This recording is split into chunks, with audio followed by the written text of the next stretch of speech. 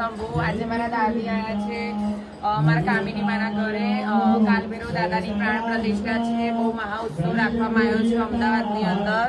તો બધા આવજો દર્શન કરવા માટે ઈસનપુરની અંદર. આજે મારા ગુરુજી આવ્યા છે મારા ઘેર.